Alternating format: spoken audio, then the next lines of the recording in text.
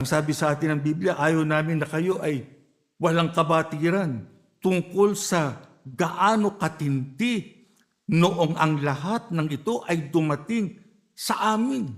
Isipin nyo, napakatindi na, sobrang tindi ng pagsubok na dumating sa kanila. Pero anong sabi nila sa atin? Yun pa ang pinakamabuting bagay na nangyari sa kanila. Mga kapatid, sino sa inyo ang nasa matinding sitwasyon? Sino sa inyo ang mayroong magabagabag na hindi nyo makaya?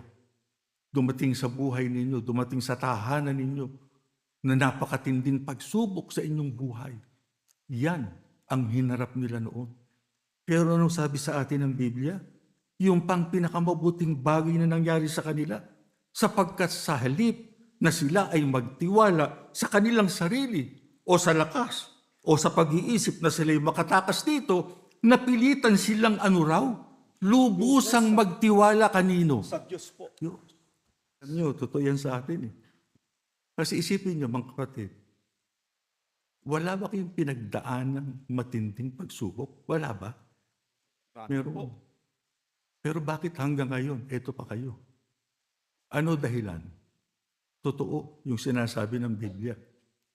Na kapag tayo nagtiwala sa Diyos, nanalig tayo sa Kanya tayo ng hawak, kahit naggaano pa katindi ng ating masasagupan, hindi niya tayo pababayaan.